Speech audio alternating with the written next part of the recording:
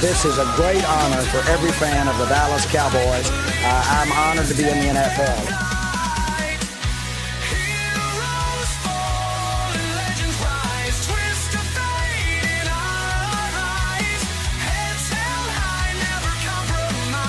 What can I say? Mamba out.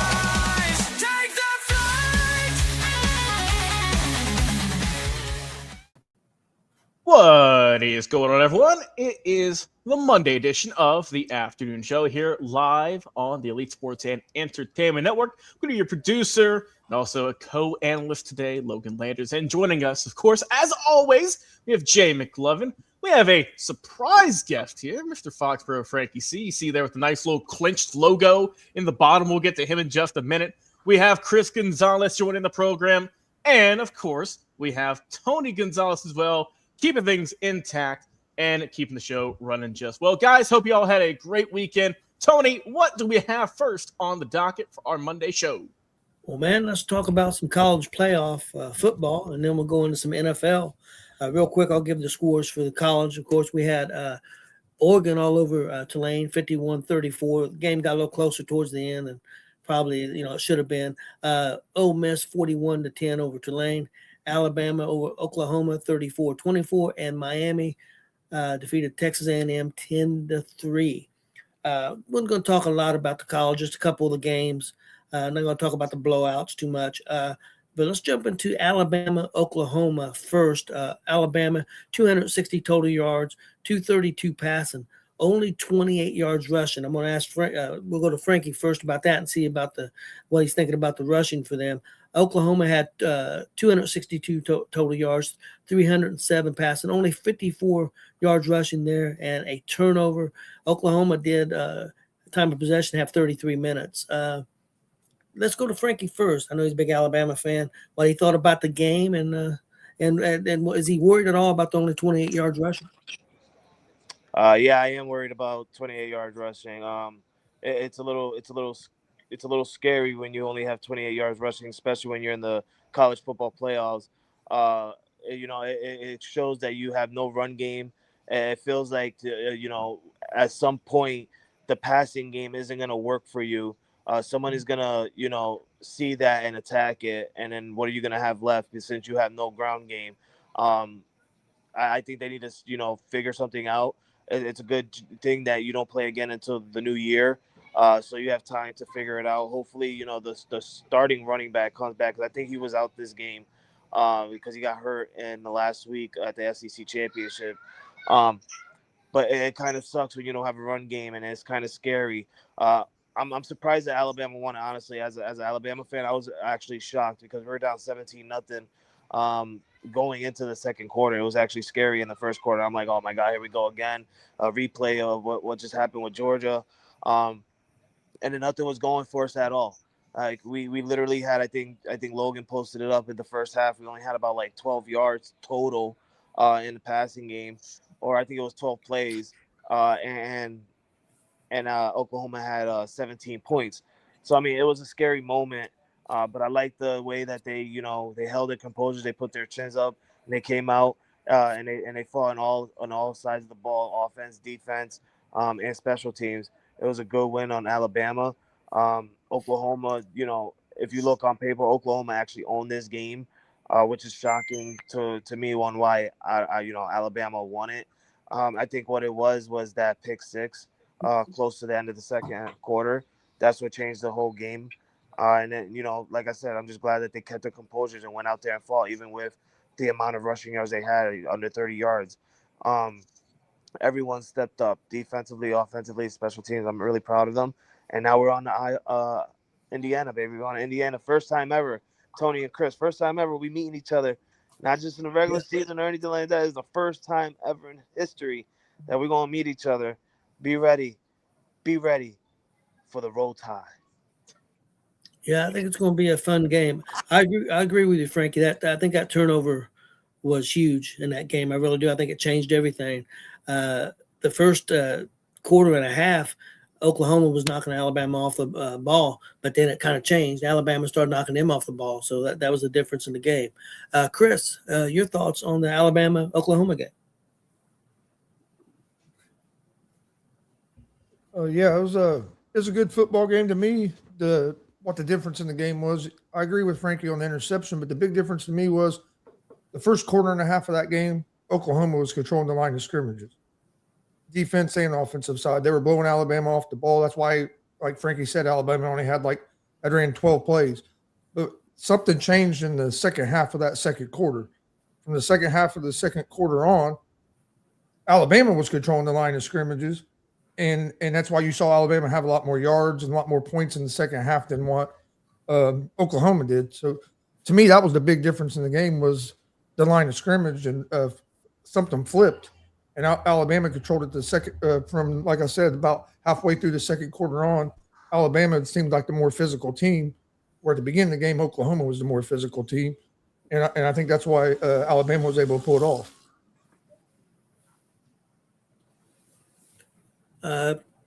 Jay, your thoughts on the game? Yeah, I think Tony and Frankie and you guys kind of hit the nail for the most part on the head. What's interesting to me is, Bama comes out, Oklahoma comes out, smacks Bama in the mouth, goes up 17-0. Bama rallies back to even it up 17 going into the third. My thing is, what I'm curious about is most of that 28 yards or most of the deficit comes from Ty Simpson, not really so much Daniel Hill.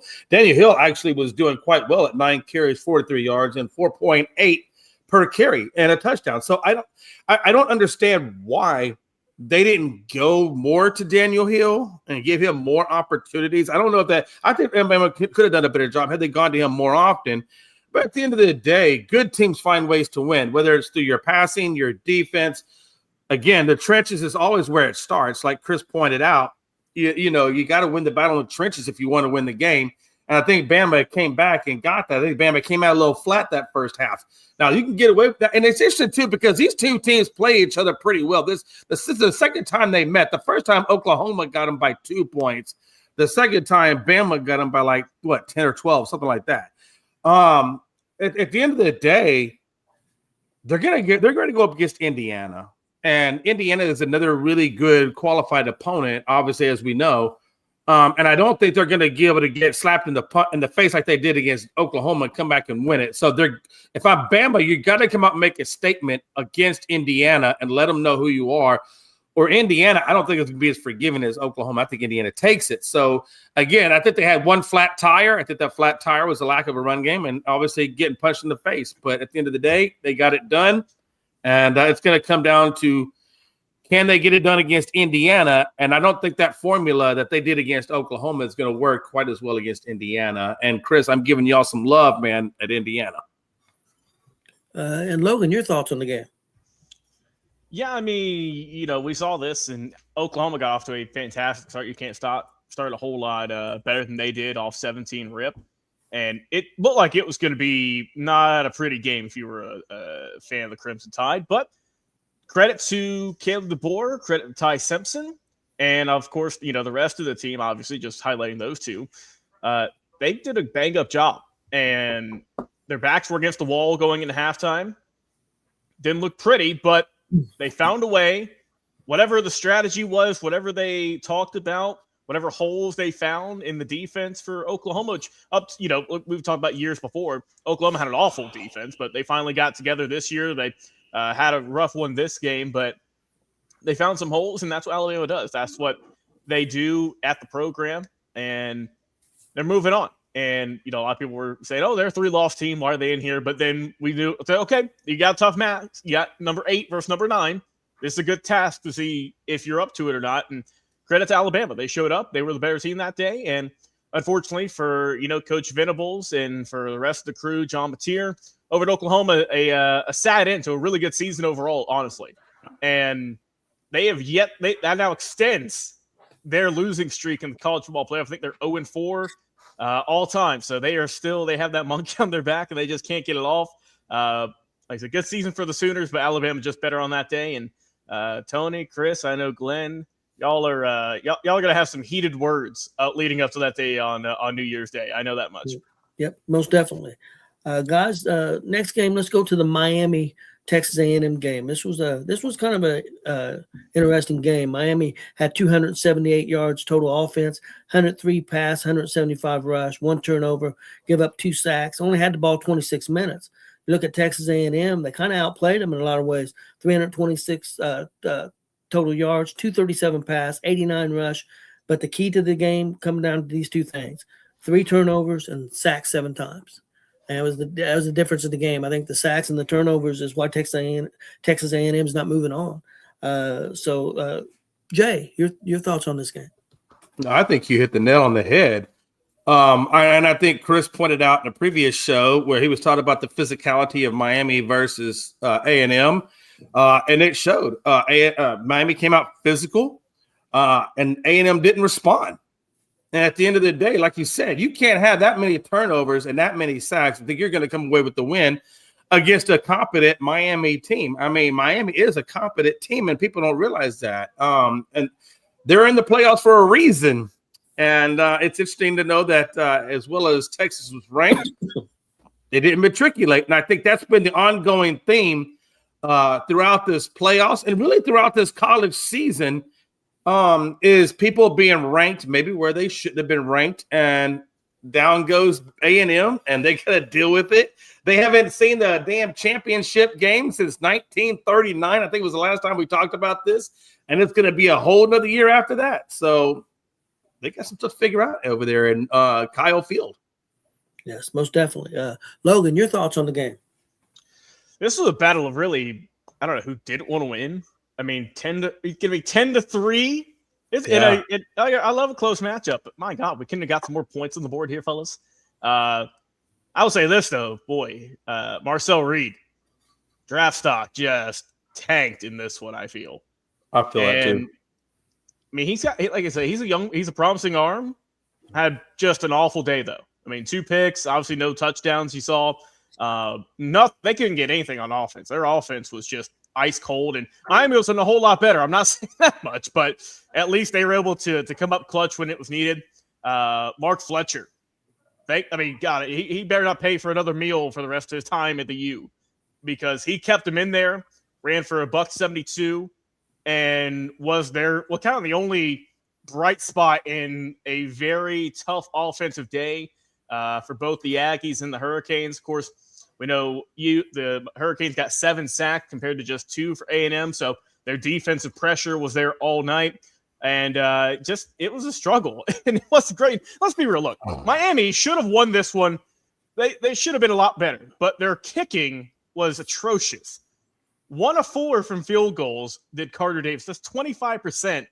I'm just saying, look, if Miami keeps going on, there's a tight situation. I'm a little bit reluctant to kick for a tie or for anything like that after the performance he had in a playoff game.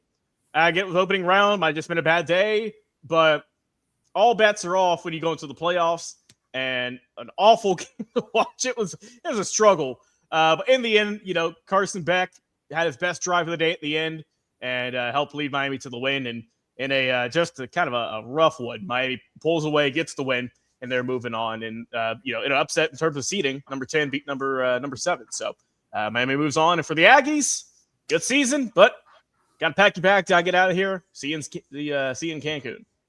Hey, real quick, if I can just say one thing, I just want to say one thing what Logan was saying. You're right. If you're Marcel Reed, your draft stock went into poo-poo because – and the crazy thing about it is this is another game, just like Bama, and I fell asleep a couple of times this game because it was just so bad and boring, honestly. But, 3 of those turnovers came from Reed, right? 2 interceptions and 1 fumble. So he was 3 of those turnovers. And then also he was your leading rusher. I think A&M was like 2.5 yards a carry, which is about the same as where Bama was overall. Mm-hmm. And you can't win games like that. You're right. I think Marcel Reed is going to be hurting bad. It was a tough one. And real quick, I mean, they could have tied this game. They were at the goal line. They could have tied it up. But Jay, as you mentioned, a just bad pass from Reed. If he would have let it, if it would have been in front of the receiver, that would have been a touchdown because he had space. He threw it behind. Credit to Miami for their good coverage. Pulled it off and got the dramatic win. Tony, I'll give it back to you. Okay, Chris, your thoughts on this game? Oh, My thoughts are totally different than everybody else's. I thought this was a great football game to watch, even though there was only that many points scored. There was a lot of action in this game. It wasn't a boring game to watch. The big factors to me was Miami was the more physical team, which I figured going in. That's why I picked Miami, and Miami was able to run the ball. Texas A&M wasn't able to run the ball. You got yourself in a situation where the wind is why the field goal kicker missed all those kicks, and why both quarterbacks struggled throwing the ball so bad. They were getting 40 to 50 mile per hour wind gusts that whole game. You could see the ball when they get kicked just shoot every which way, and Texas A&M had no run game to help them. Miami did. I think that was the biggest difference. But yeah, this game went a lot like I thought it would. I thought Miami would be too physical, and we've seen Texas A&M have to play a physical team like when they played Texas a couple weeks ago. They struggled. Texas A&M, to me, was a product of not playing the toughest SEC schedule this year, so that they were able to get some wins, but we never really saw them to get tested. And then the last 2 games of the year, they play against physical teams, and they were just too physical for them. And then for Texas A&M, the weather was the worst thing that it could have happened for them being wins like that, because they're a passing team. They rely on passing the ball. And when the wind's blowing like that, it makes it a lot harder to pass the ball. I mean, Beck only threw for like 100 and something yards. Marcel Reed threw for more yards than Beck. But the turnovers killed Miami, Texas A&M. I think they had 3 and Miami only had the 1. But yeah, it was. I enjoyed watching the game. I know it wasn't a lot of points scored, but for a low scoring game, there was a lot going on.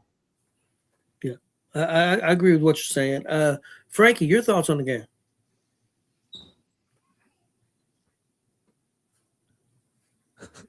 Well, maybe not. Take that crazy boy off. Okay, well. Hey, Chris, I will not excuse you for a misspeak, because when I misspeak, I get crucified. So you will not be forgiven, sir. But you're one. Sorry, I'm back. Okay, there we go. Let's get your thoughts, buddy. Frank, your thoughts on the Miami Texas A&M game? I thought it was kind of like, I know some people think it was boring. I at first thought it was boring, but as I got into it, I actually seen and realized what was the problem, because in the first half we had like literally about 5 missed field goals. Everybody's forgetting that, like, for some reason everywhere around the world this weekend was like a really windy. Well, everywhere around the United States, it was windy everywhere. Like the wind gust was about, I think, close to 30 miles per hour over there in I think it was Texas. So I mean, I get why they missed so many field goals. And like I said, at first I thought it was boring, but when it got to the second half, that's when it started to get interesting, because they made the field goals to tie it up. Then they're both getting touchdowns. It was a really good second half, and they were getting deep thrown balls. And like Chris said, Miami ran the ball really well against Texas A&M. Both defenses were playing well this whole entire game. It was more of a defensive game than anything. Right. Yeah. Which is why it was a low scoring game, 10-3 if I'm not mistaken. So I kind of like when it's a low scoring game, because it shows that this is nothing but defense. But we're also forgetting the fact that the reason it's a low scoring game is because of the wind. It's really hard to throw the ball that deep, throwing into the wind at that. So I give Carson Beck and the other quarterback, props for throwing deep balls against the wind.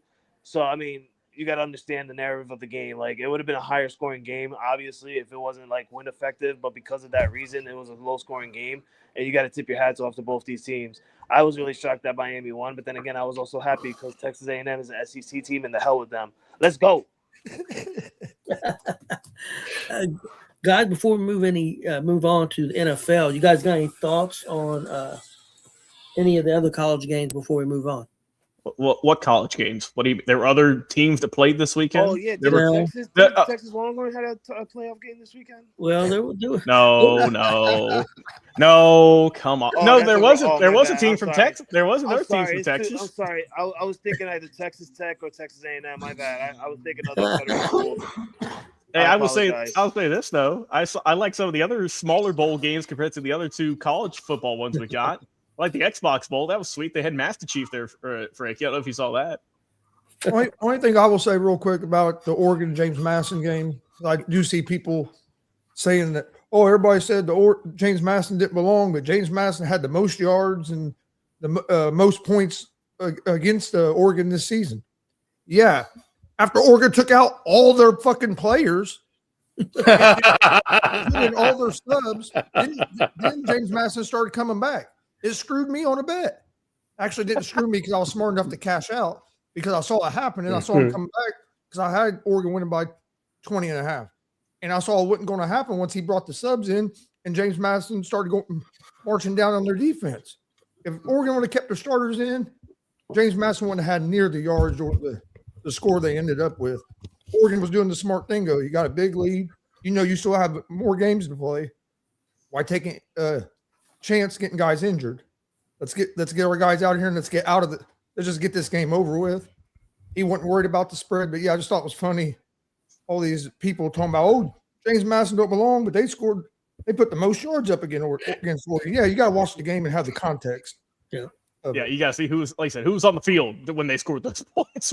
Was it the starters or was it the third string guys? We know Bobby Boucher and a couple of them guys. Don't get me wrong, though. James Madison is a good football. I mean, they're a good football team. They're just not at that level. They have some good players. They have a good offense. I mean, they're just not physical enough to play with a team like Oregon and some of these other teams that have the 4 or 5 guys, have the top talent. Yeah. That was smart of you to cash out when you did, though, because that could have been worse. Yeah. Oh, get this. I'll tell you this real quick. I took the 3 college football games. I had Oregon to win by 20.5. Okay. I had Ole Miss to win by 16.5. I had Miami money line. Then I had the 2 NFL games that day. Forget who the first one was, but I had Green Bay money line. Oh, I had Eagles. I had the Eagles to win by 7, and then I had Green Bay money line.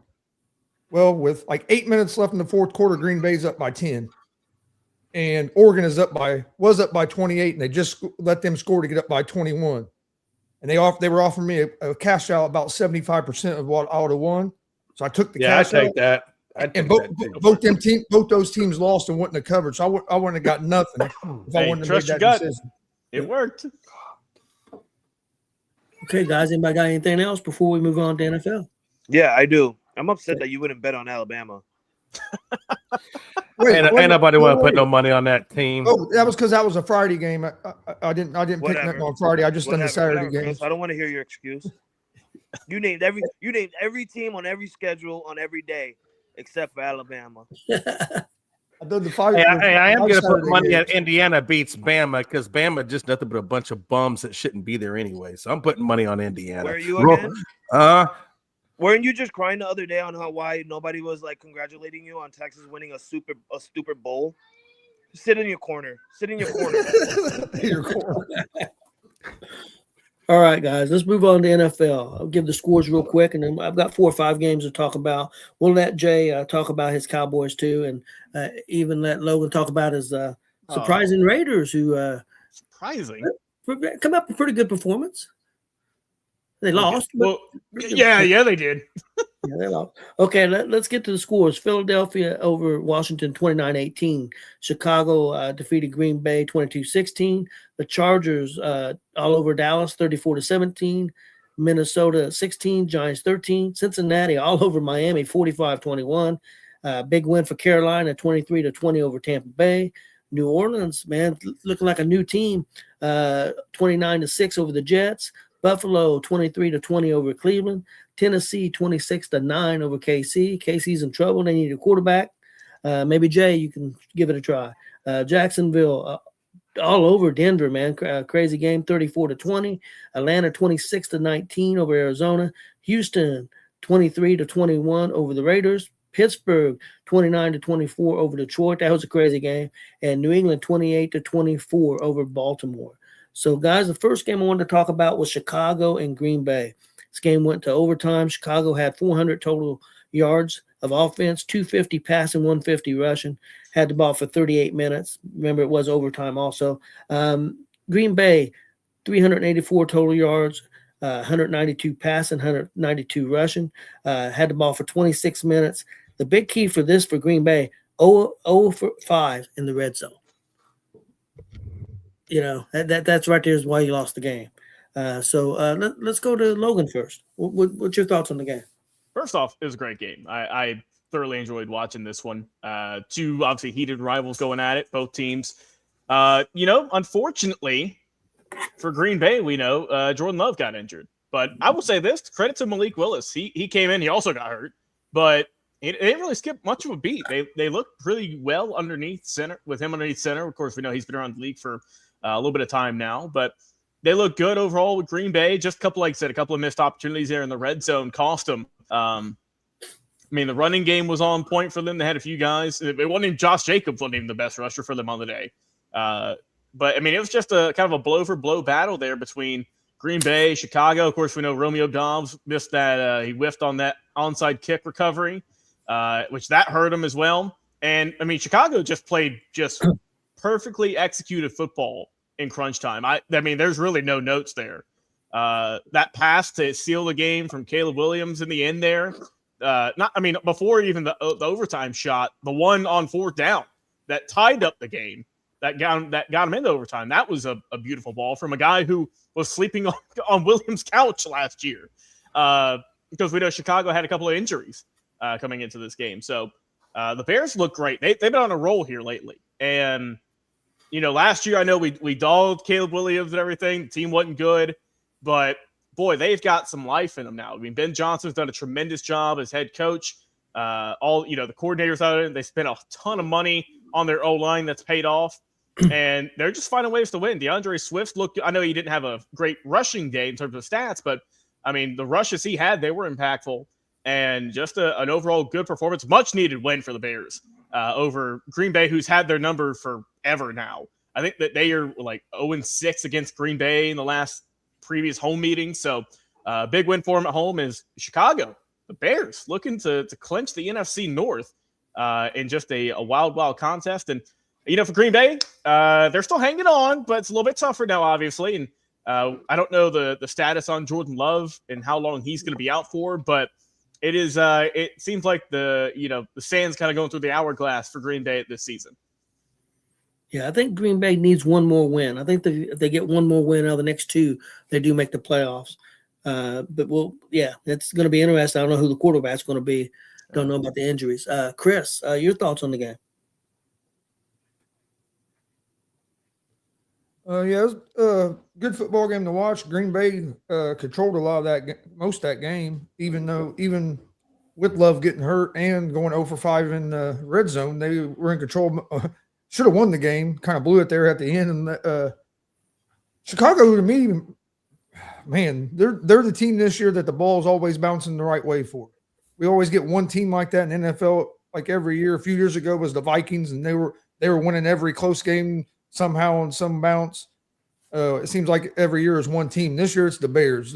Somehow they find ways to win games when it looks like there's no way that they could come back and win it. Even in that game there, they were, like I said, they were down by 10 with like 4 or 5 minutes left in the game. Didn't look like they were going to have a chance to come back and win, and was able to get an onside kick, didn't get that touchdown throw, just like plays, a bunch of big plays in a row. It was a fun game to watch, but still with me, I think the Bears are living on the edge, and I think early in the playoffs it could come back and bite them, because it kind of reminded me of some of these teams are just kind of winning on getting. I don't want to say lucky, because it ain't luck, but they're getting the right bounce when they need it, and sometimes that kind of runs out. But no, it's a fun game to watch. Okay, and Frankie, your thoughts? Yeah, no, I think Chris hit it on the nail, but I am going to say it. I think it's all luck. They played well. They got the onside kick, but they would have gotten that if this dude Dobbs had did your job. It's clear as day on what you got to do on an onside kick when you have the lead and you know it's coming. You recover the ball. I swear to you, this has got to be some type of Vegas bet thing, because there's no way in the HE double hockey sticks that Romeo Dobbs misses that catch. This is a guy who was having a fantastic game since what's his name, when Jordan Love went out. He had to step up, and he was catching balls left and right. Deep balls is that. And then an onside kick, you just like let that bounce off your chest. And it's straight luck. But I will tell you this. Caleb Williams to that throw to Moore, DJ Moore at the end of the game in overtime, that was a beautiful throw. It was a beautiful catch. The fact that Caleb Williams threw that, as soon as he threw it, he put his hands back in his pockets like, yeah, I know this is going to be a touchdown. It was absolutely amazing, especially the way DJ Moore was getting beat up all game, getting hit from the back, which I think it was an absolutely an absolute dirty play on the Green Bay Packers side, because you just, hit him in the back without him even looking was absolutely insane. But other than that, I'm not gonna take it away from anyone. A win is a win, and the Cowboys, listen to me. The Chicago Bears did it in a fashionable way to do a comeback, get the onside kick, and then go into overtime to get the win, especially at home against a team that's always owned you guys since Aaron Rodgers. Good job to the Bears. You got one more job to clinch, and it's great to see the Bears back in the playoffs. Honestly, it's a whole different setup. And Jay, your thoughts? Yeah, I think most of the you guys have already hit most of the bullet points about that game. I did call Mike Hughes, and I said, or not called him, I texted him, and I said, man, congratulations. I know this has been a long time coming for Mike. Mike is like me, has not had a lot of success with this team in a very long period of time. I think the best thing to ever come out of Detroit was Ben Johnson. I think you saw that, and I think you continue to see how much of an effect Ben Johnson has had on the Chicago Bears team, and is going to be for a good period to come. I think the Bears, like I said, for a long time, have finally got it right. They've had a lot of coaches and quarterbacks and players come in and out of the organization over the last 30 years. And I think the hiring of Ben Johnson was probably the biggest thing they've ever done and got right. So good on the Bears for finally getting the right people into that organization. And Caleb Williams is truly the beneficiary of that. I know in training camp and things like that, they didn't do too well, but towards the end of training camp, they got it corrected, and it shows in this season. With this one is interesting to me. There is nobody behind Malik Willis at the quarterback spot. So obviously Jordan Love will not be there. He will be in concussion protocol for a good period of time. That concussion he took, I think it was a grade 3. It was a pretty severe concussion. So I don't think you're going to see, if you do see Jordan Love, and if they are able to get to the playoffs, I think that's possibly the first time you might see Jordan is in the playoffs. It won't be in the regular season. Malik Willis, I don't know what his injury looks like in terms of how long he may or may not be able to. Right now, you got to list it as questionable. But if Malik can't go and Jordan can't go, who the hell's going to throw the rock in Green Bay? Because they don't have anybody behind them. So that's going to be interesting to see how Green Bay approaches it going into next week and who they're actually going to be or who's going to be available at that QB position. But at the end of the day, I thought, it was good by Chicago, and congratulations. And I like the fact that if I was, a Chicago fan, I'm not, but if I was, I would be really happy with the run game between Monangai and Swift. Both of them had well over, I think Monangai had like 5.5 or somewhere around there, and Swift had around 4.6. They're running the ball well, they're catching the ball well, and nothing is better than a walk-off FU, whether it be baseball or football. And Caleb Williams' walk-off touchdown to DJ Moore was a perfect FU to Green Bay. Love it. And if you do live in Sheboygan, I know right now everybody in Sheboygan is saying, F those fibs. And if you don't know what fib means, it means fucking Illinois bastard. Let's go. Jesus. Okay. Jay, and that's a true statement. That's not me making that up. That is a true fucking statement. That's terminology. There you go. Okay. Jay, real quick, I'm going to go back to you and let you give your quick thoughts on the Dallas Cowboy game. They're losing 34-17 to the Chargers. You're quick. Get on your soapbox. What you got to say? I'll try to make this quick as humanly possible because this game was just what I expected. And what I mean by that is our offense did good for the most part, right? Pickens had over 130 yards. I mean, Dak he didn't throw any interceptions. This game was won for the other team and lost by our team by how crappy our defense is. We couldn't stop the pass. We couldn't stop the run. And so that is what it is. If you don't have a defense, you're not going to get it done. And that's what happened. We had zero defense. And Jerry Jones said that his team has underachieved this season. Yeah, you think? Jerry, you think? maybe a little bit underachieving. Yeah, it is. And I like how he said, well, we're doing good with our cap. We're spending money correctly. And, I feel good about the team. We have good bones, and we'll address it in the draft and free agency. Jerry, your cap sucks. You have very little money to spend. I don't know what they're smoking over there, but Dallas is in a world of hurt. Offensively, we're good. I'm good offensively. But defensively, we suck ass. The only team that sucks worse than us is every other team out there that doesn't have a good defense, because, we're right there at the bottom, in my opinion. And I don't know the direction that Jerry's going to take this team in going forward. But I don't plan to leave Cancun anytime soon. I may just take up a permanent residency there until they can figure it out. Kind of pissed off. Okay, Logan, I was going to give you an opportunity to talk about your Raiders. They lost 23-21. They performed pretty good. Again, a loss is a loss. But you got any thoughts on your Raiders?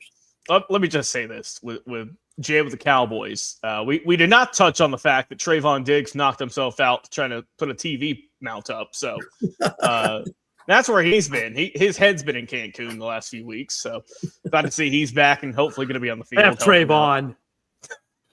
I remember you were singing his praises last year, Jay. What happened? F Trayvon. Logan, shut up. Talk about your Raiders. I have to. Speaking of permanent residencies in Cancun, Jay, we're neighbors basically out there. You both, brother. We swap points. I'm about to tell you, we got 2 wins, but we're also the number 2 pick in the NFL draft. So I'm all for it at this point, bro. I don't care if we win another game. Pete Carroll, take up the Shady Oaks retirement home. You're next, brother. Get out of here. It didn't work out.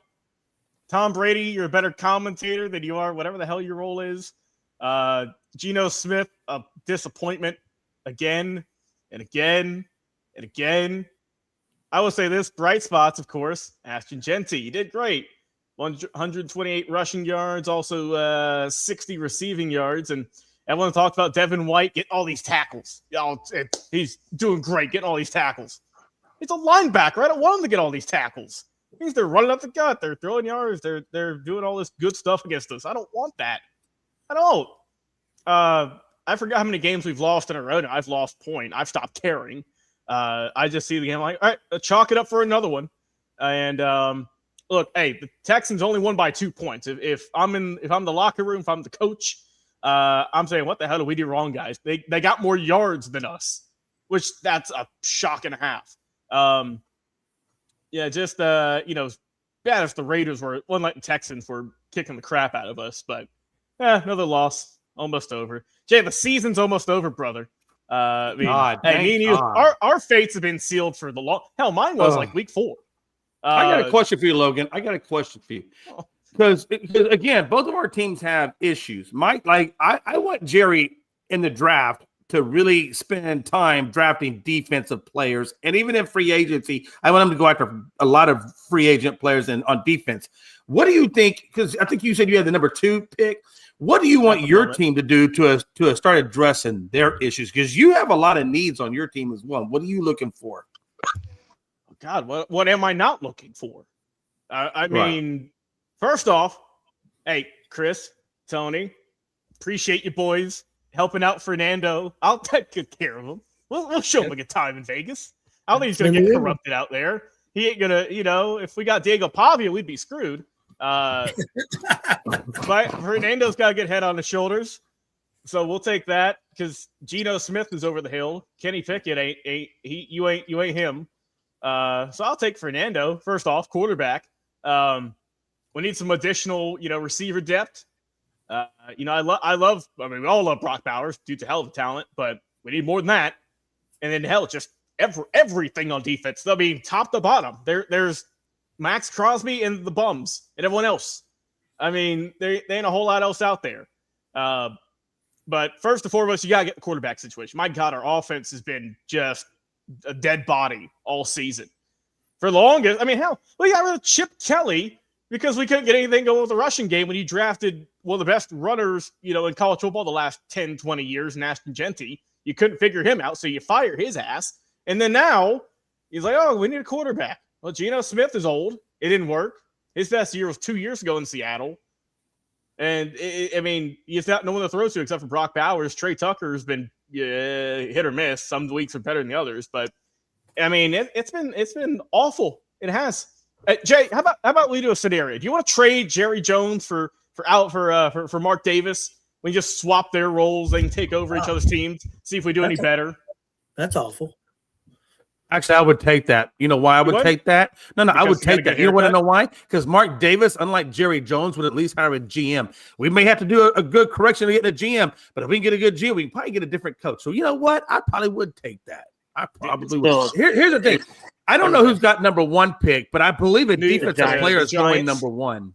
The Giants, do you know they're going to go defense at number, if they stay at number 1, they're going to go D. And if that's the case, then you would have a shot at Mendoza. And could you imagine pairing up Mendoza, the Heisman winner, with Ashton Genty, a good running back, a good quarterback?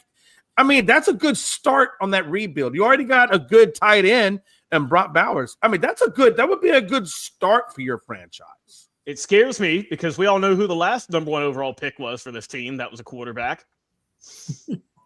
Jamarcus Russell. Yeah, we do. So I blame Big Phil for that, being an LSU fan. That's why I didn't know him 15 years ago, but he was putting his curse on me back then. Here's something you both don't know. The Raiders. Oh. Can you tell me who they play next week? I ain't got no, bro. I haven't looked at the schedule. I don't care. The Raiders play the New York Giants next week. Oh, wow. Hey, the tanks are rolling in, boys. It's a tank bowl. Just lose, baby. Just lose. Or something like that. I don't care if Mendoza goes to the Raiders. As long as you don't end up with the fucking Jets, I'll be all right. Oh. And I don't blame you, Chris. Chris, I don't blame you for saying that because that would be the worst thing that could ever happen to him. I would. The Jets need something on and I'm sure y'all have seen the stat. The Jets are now 2 games away. If they don't get a pick, they'll be the only team in NFL history to never get interception. And they've expanded the how many games you play. Yeah. Aaron Glenn's supposed to be a tough defensive-minded head coach. No interceptions. Supposedly, Jay's been saying he sees improvement in his defense since week 1. That's those cold takes we had with. Okay, guys. He even came out last week and said, "I see improvement still in this defense." Oh, Jay. Well, you got to admit. Okay, let's be honest. Let's just say. Let me just. I'm gonna close out. I'm gonna give it to you. I just want to say on just all that. You can't say that the Jets don't have a good D. Now, they have traded away a lot of players, right? You know they traded away. Hell, Gonzo, you got one of their players in Sauce Gardner, right? Yeah. So, I mean, the Jets have kind of taken a big step down, which may be a step forward, depending on how they do in the draft and things like that with the picks that they got. So, we'll see. But right now, yeah, the Jets are really bad. Yeah, there is a rumor going around the Jets are going to try to move up to number 1. To go for a quarterback. There is. Oh my God, Mendoza you gotta give up going Garrett to Wilson. Jets. That's all they got. Who Yeah. else are you gonna trade on that team? Yeah. You could trade Breece Hall. Well, more draft picks, maybe. I don't know. We'll see. Guys, let's move on. Let's move on to Frankie's team, New England. New England defeated Baltimore 28-24. New England 453 total yards of offense, 374 pass, 79 rush. They did get sacked 4 times. They also had a couple of turnovers. Baltimore 330 in total yards, 159 pass, 171 yards rushing. Sacked 1 time, 2 turnovers. New England had the ball 32 minutes of the game. Pretty good game. Baltimore's playing pretty well. Of course, lost Jackson. I think that hurt them some. Then they started running the football. Do you guys know, did Baltimore's lead back get hurt? Henry? Yeah, because at the end of the game, he wasn't in. I mean, in the second quarter before the 2-minute warning, he ended up leaving the game on the sideline saying he had a back injury. No. Derrick Henry. No, talking about Henry. Oh, no. Derrick Henry that was coaching decision, Tony. They thought that was stupid. Coaching decision? He's a Get John Harbaugh out of there. Fire that coach. He's an idiot. I mean, he got that touchdown. He got them that touchdown to make it 24-13, and then he didn't see the field again, and it was at an 11-minute mark in the fourth quarter. Yeah. All right. So Tony, I have a quote here, and this is from ESEN.com. This is from John Harbaugh talking about that. He says Henry was coming back in the game.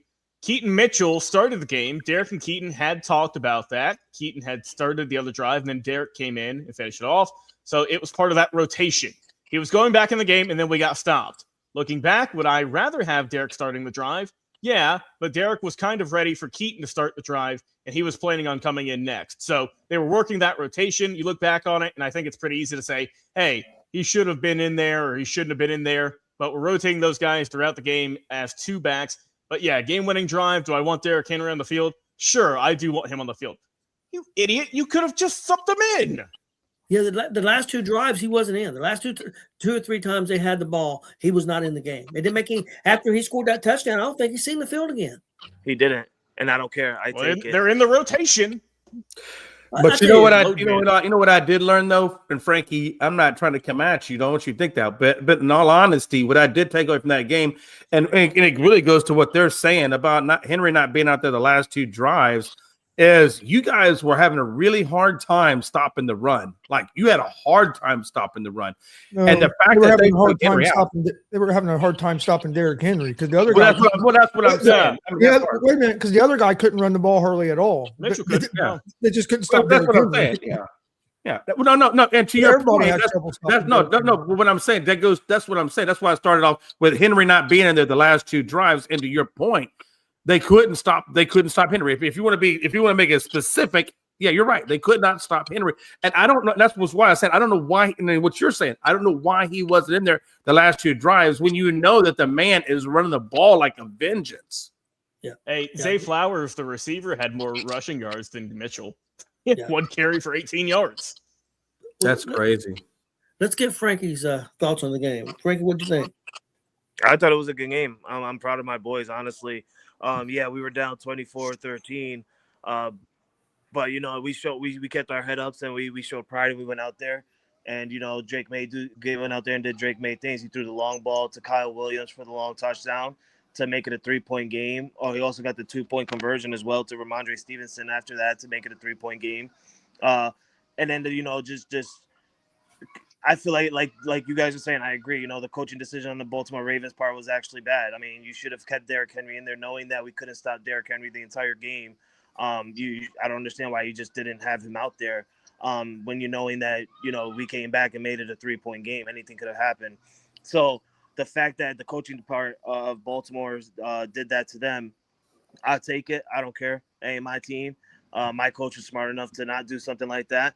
But, just for Drake May to, keep it on his shoulders and go out there and not feel defeated, he went out there and he said, we're still in this game and we're going to continue to drive this ball down the field. The main part that got me was Stephon Diggs finally showed up again. The last 3 games, he had a total of about 74 yards in the last 3 games combined.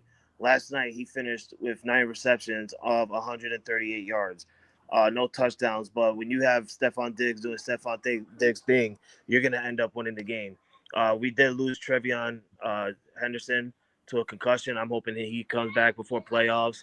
But at this point, we already clinched. So you might as well just sit him out the rest of the year and get himself healthy because we are going to need his speed in the playoffs. That's a big loss. We also lost 5 people on defense as well. So I'm hoping, that we're actually losing men left and right now. So it's okay. It's not bad injuries. I'm getting news that these players are just like day to day right now, but they will be back for playoffs. But last night was a really good game. It was sad Lamar Jackson went out, honestly, because I want to see my boys go up against the best, and it would have been a better game. But other than that, I'm gonna take the win. We clinched the playoffs, and we just got one more. We gotta get one more win to clinch the AFC East, and I'm really proud of these boys and what Mike Vrabel has done to turn this 4-win team last year into a 12-win team this year.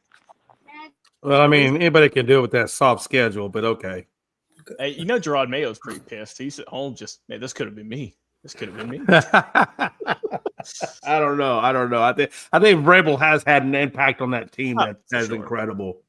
My thing is, I feel like towards the end of that game, they got a little sloppy in terms of protecting the ball security, things like that. But they got the win. I just wonder, let's be honest. One thing about this team in Baltimore is their defense does not look good. I mean, they've had a bad defense.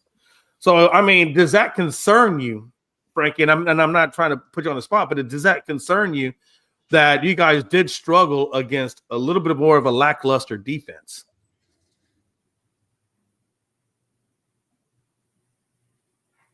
I guess it does concern him. Okay, Chris, your thoughts on the game? No, it was a good game. To me, New England done what they had to do to win, but you can tell what's hurting New England right now. They're really missing Will Campbell, their offensive tackle. They're missing him. They'll be without him at least one more week, and then they'll have him back. And I think that'll help their offensive line a lot because they were giving up way too many sacks last night, and May was under a lot of pressure, especially in that first half. So I think getting him back will help New England. And New England, one thing New England has to fix before the playoff, they need to fix quick if they want to go on a deep run in the playoffs, is a red zone defense. Yeah. New England has the worst red zone defense in the NFL. Yeah. And so they got to fix that, especially when they didn't score in the red zone last night. They were having trouble scoring in the red zone, and the other team was scoring in all their red zone attempts.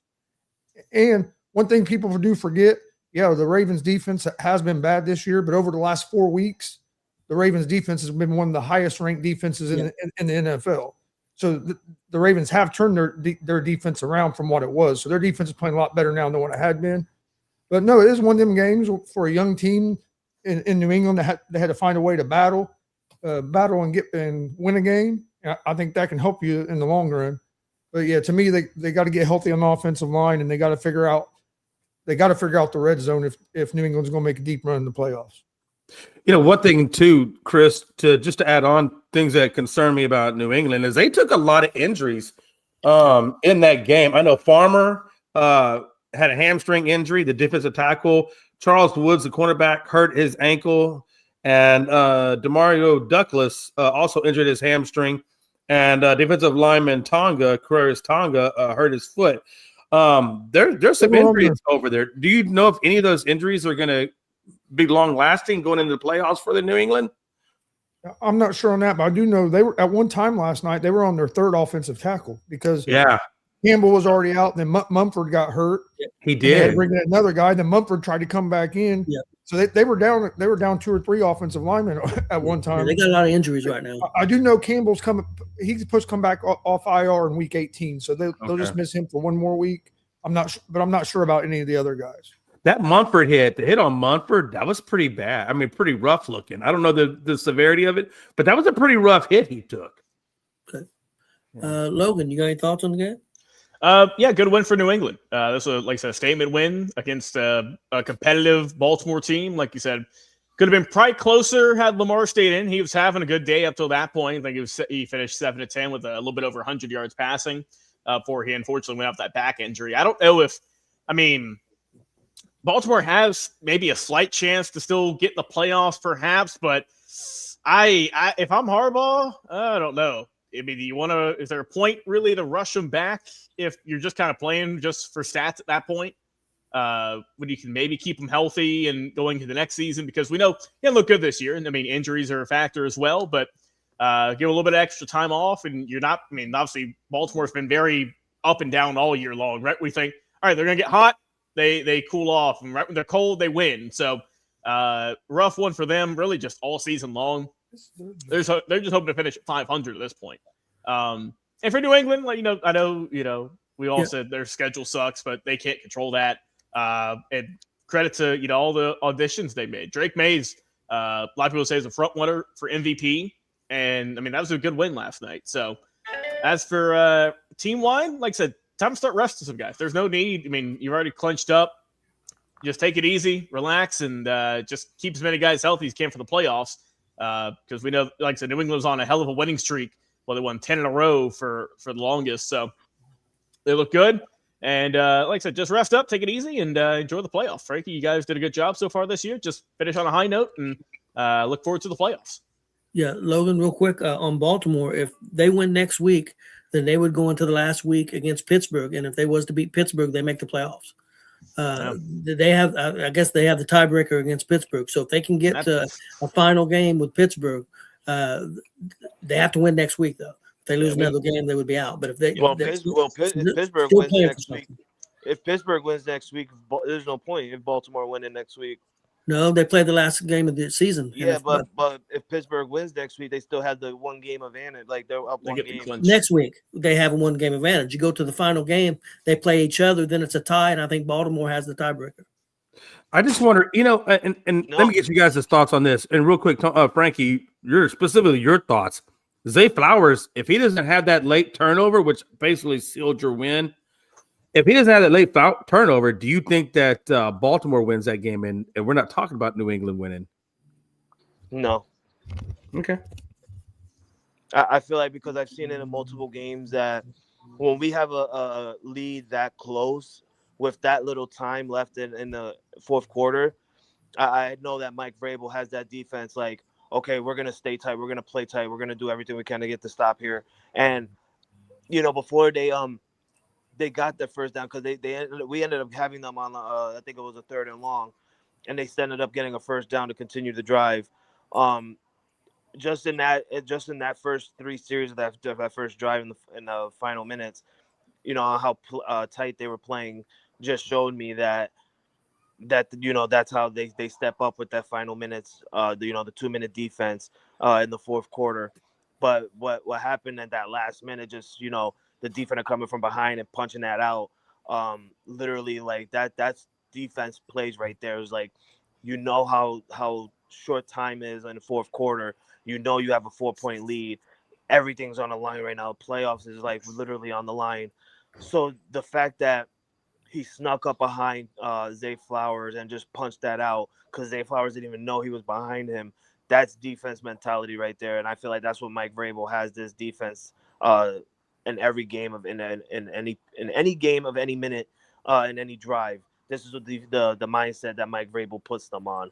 I just like the fact that it wasn't our true starting defending players. These are our backups that stepped up and showed that we are an actual team that sticks behind Mike Vrabel and everyone else. So I'm loving that. This is what the defense is. I'm never worried about my defense, Jay. I'm really not. I know sometimes people would say that they are, but when it comes to the New England Patriots, I feel like we always have a steady defense. So ever since the Bill Belichick era, we always have a steady defense. Even with Gerard Mayo last year, we lost a lot of games, yeah, but we didn't get blown out in a lot of games. So that shows that the defense is good. You just lose to in the last final minutes or whatever. Hey, Dad, real quick. What you were saying would have been right if Baltimore would have won last night. Now that Baltimore lost last night, Yeah. Steelers would have to lose out, and Baltimore would have to win out because the Steelers are up by 2 games right now. Steelers are 9-0. Okay, I misunderstood what the guy said on TV. Steelers are 9-6. Steelers are 9-6. Ravens are 7-8. So Steelers would have to lose this week, and Ravens would have to be. I think they play Los. I forget who they play now. But then I misunderstood that matchup. I apologize for that. I misunderstood that because I thought that's what they said on TV last night. It's because you Mexicans never listen. That's why. You Mexicans always think you're right. Baltimore plays Green Bay on the 27th in Lambeau. What about Puerto Ricans? You guys just know you're wrong most time? Yeah, I told you the truth about it. I was honest about it. You fighting me on it. Hey, I was wrong. I apologize. Okay, guys. Chris had to bring out his 50% white in him. Yeah, at best. You know what's interesting though? You know what's interesting about that though is so they got Green Bay next, and the issues that Green Bay is dealing with at quarterback. It's very possible they could beat Green Bay, and then they wrap up the season with Pittsburgh. They are very much still in it. Well, Pittsburgh would have to lose to who's Pittsburgh play this week? Now that Cleveland. I don't know, which is a good point. Pittsburgh plays Cleveland. If Pittsburgh beats Cleveland. They better not lose to Cleveland. Well, you never know. I mean, Miles Garrett's still looking to get that sack record. Miles Garrett's on that hunt right now. So let's be honest. One hard hit from Miles Garrett on an Aaron Rodgers. I mean, let's be honest. Yeah. I'm also looking at it as. And I'm glad we're talking about the Browns right now because they just lost to the Bills by 3. Yeah, they played a close. Buffalo Bills team by 3. Should we start questioning the Bills in the playoffs if they're winning games of a Cleveland Browns team who's only got 3 wins on the season by 3 points? What about the Texans only beating the Raiders by 2 points? Shouldn't we start questioning the Texans? We should. or did their defense just get tired out from all the weeks of just dominating? But I'm not taking up for him, but it seems like Buffalo has played down to the competition this year. I don't know why, but I mean, if you notice a lot of those games against those teams, they have struggled against some of those teams. And I mean, I don't know why. It's the NFL. You should be ready every game, but it seems like they've played down to the competition. Guys, let's move on to the next game. Carolina and Tampa Bay. Big win for Carolina. They won 23-20. Carolina had 275 yards of total offense, 174 yards passing, 101 rushing. Didn't have any turnovers, only had the ball 25 minutes. Tampa Bay, 296 yards of total offense, 127 yards passing, 169 yards rushing, had a turnover, and had the ball for 34 minutes. Chris, your thoughts on this game? I didn't get to see a lot of this game. Where I saw all of it, looked like it was a pretty good game. And then, of course, you look at the score. Looks like to me what hurt Tampa Bay was the turnovers and penalties. You can't have it's hard to win games when you have that many penalties. Have 9 penalties for that many yards. And when Carolina did have the ball, they were able to run the ball and try to control the clock some, but neither team could throw the ball. That's what kind of surprised me. Baker only threw for 127 yards, and you have all your offensive weapons back. Everybody was talking, he has all the weapons back. This offense is going to be unstoppable. Wasn't very unstoppable this week, and now Panthers set themselves up good. I mean, it was a big one in this first game between Tampa, because now going into, especially if you can win next week, all the pressures on Tampa going into that last matchup. Yeah, I agree. And Jay, your thoughts?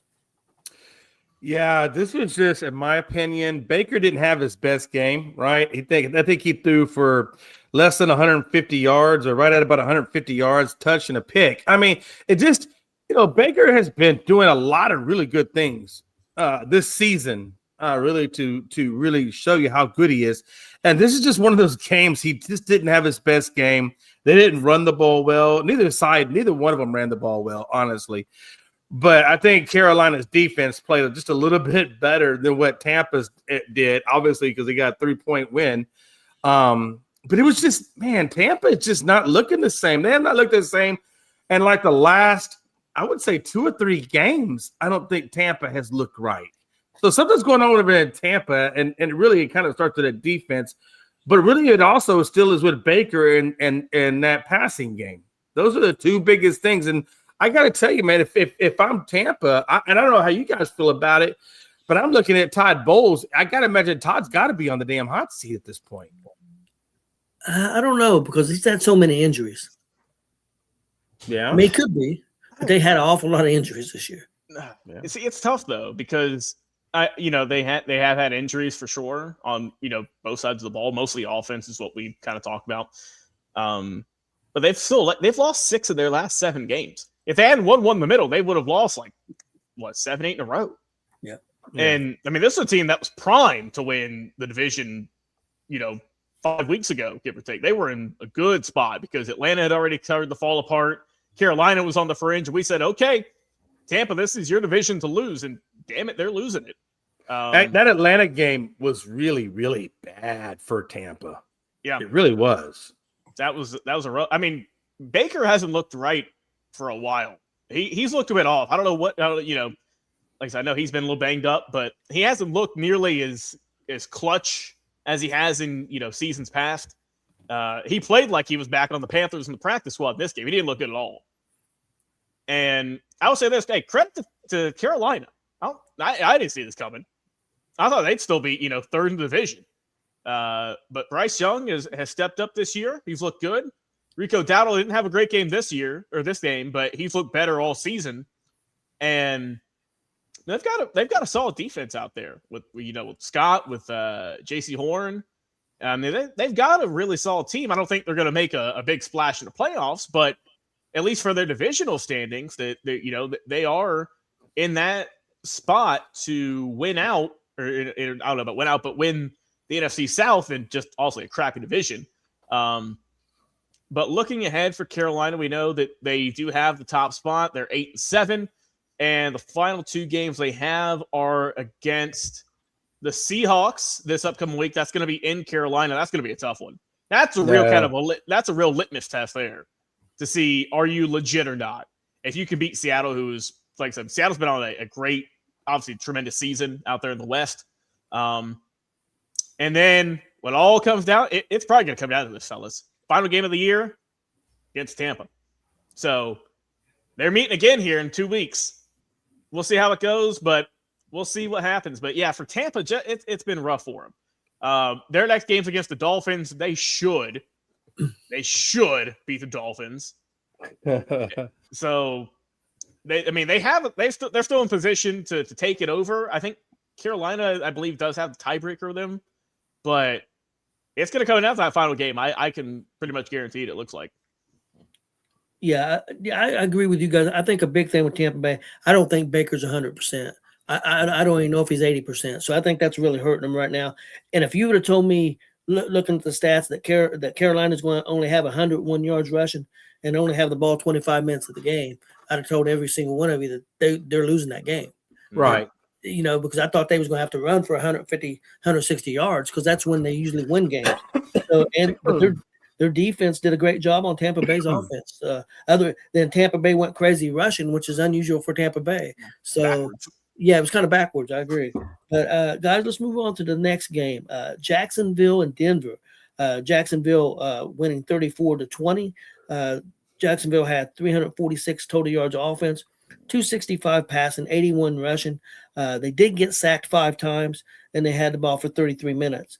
Denver had 445 total offense, 344 yards of passing, 101 yards rushing. They did have 2 turnovers, I think, were big in the game, and only had the ball 27 minutes. Jay, your thoughts on this game?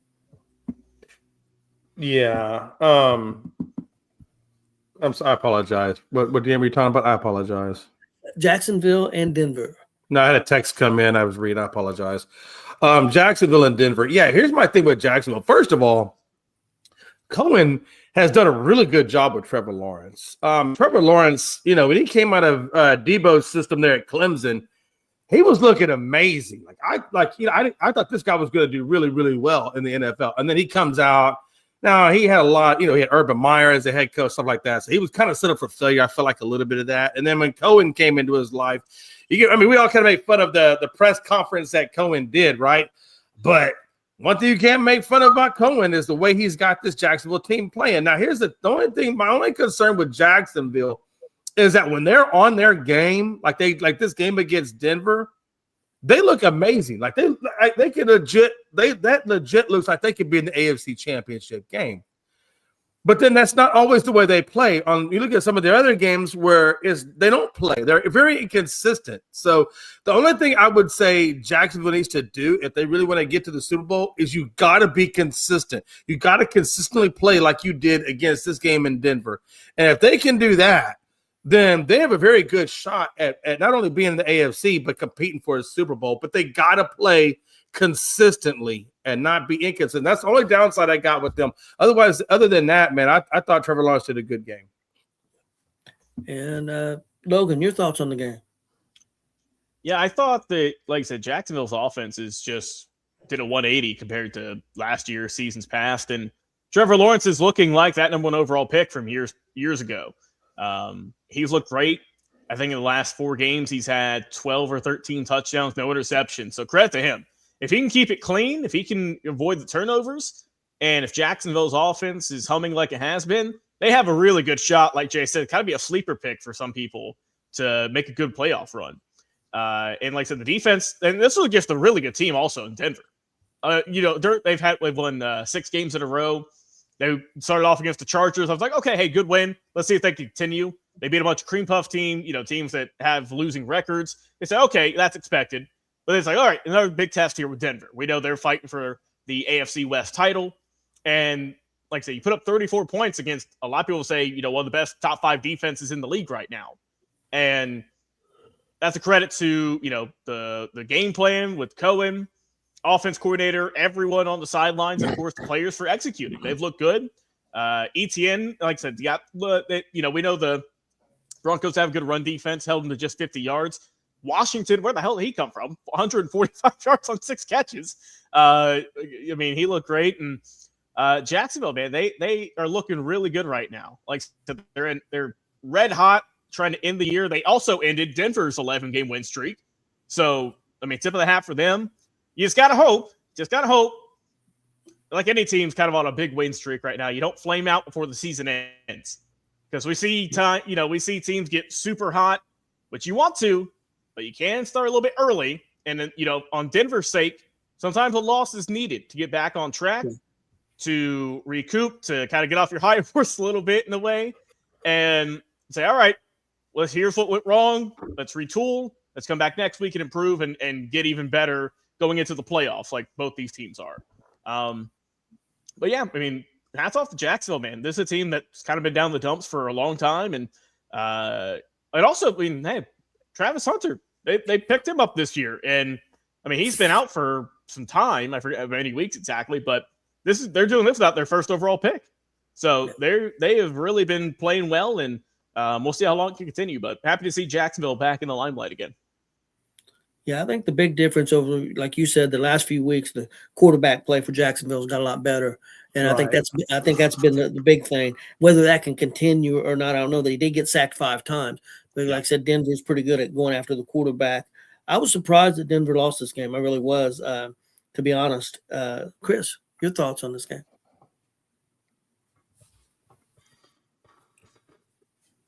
Good football game to me. The big difference in this game was the 2 turnovers. The 2 turnovers really hurt Denver. I think that was the big difference in the game and why they lost the game. Denver's defense didn't play didn't play up to their standard either in this game. Their defense usually a lot stingier than what they were. But I will say Trevor Lawrence, probably the best game I've seen him play as a pro. I thought he played real well. But yeah, I'm sure we'll probably see these 2 teams play again. I mean, if you look at the numbers, Denver really outplayed them, other than the two turnovers that really set them back. But yeah, it'd be interesting to see these teams play again. Yeah, I agree with you on that, Chris. I think Bo Nix, that fumble and that interception really, really hurt them. So yeah, I 100% agree with that. Okay, guys, our next game, Pittsburgh and Detroit. This was an odd game. Pittsburgh won 29-24. Pittsburgh 481 yards of total offense, 251 pass, 230 rushing. So the dual running backs doing a good job. Did have a turnover, but they had the ball for 34 minutes.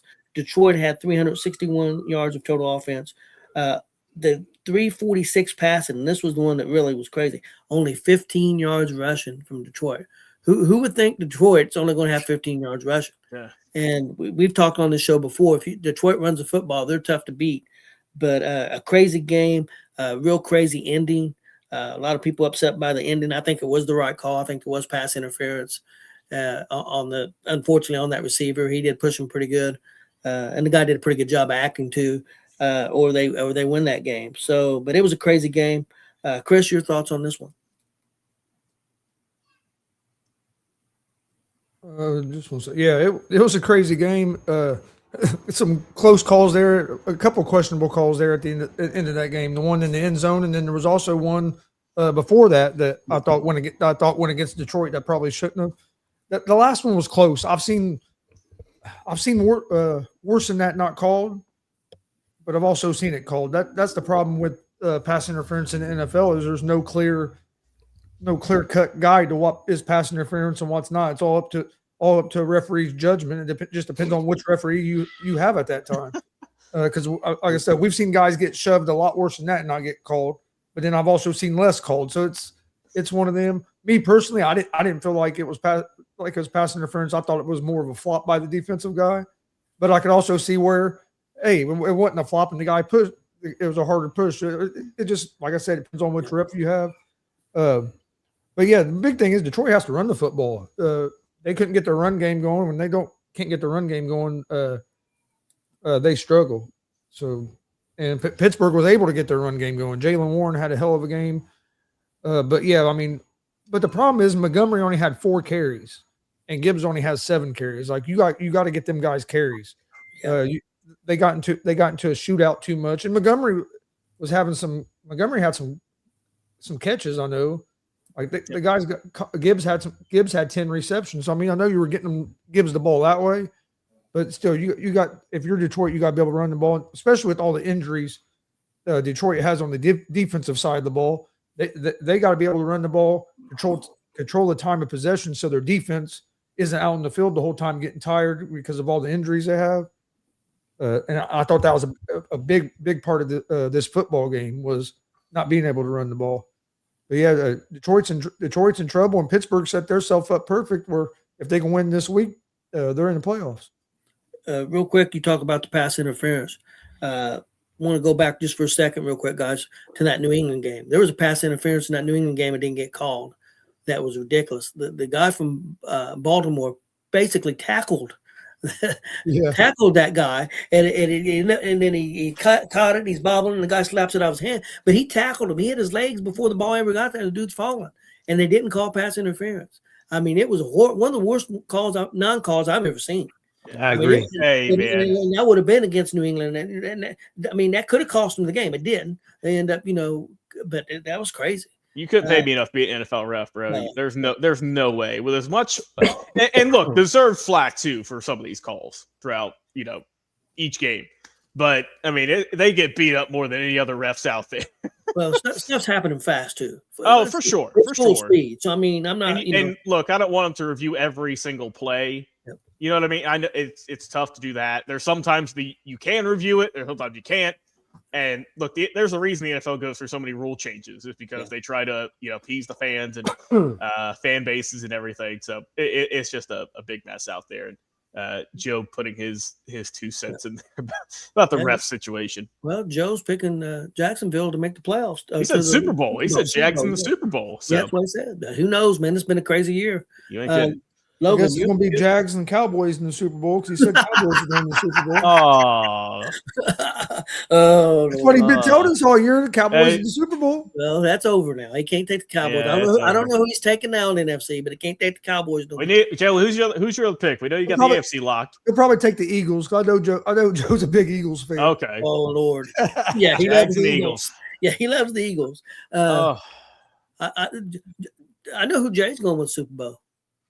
Oh, yeah, that's no doubt. No doubt. He's going with his Texans. He's going with Texans. Logan, your thoughts on the football game last night, Pittsburgh, Detroit? I will say this: the streak continues. Mike Tomlin, another winning season. So, hats off to him. I don't really care if you don't win the playoffs, brother. You haven't won the playoffs. Mike. F you, Mike. You ain't taking it from Tom. Tom's still the dude. No, he really is. He gonna get Tom, I think, on that one.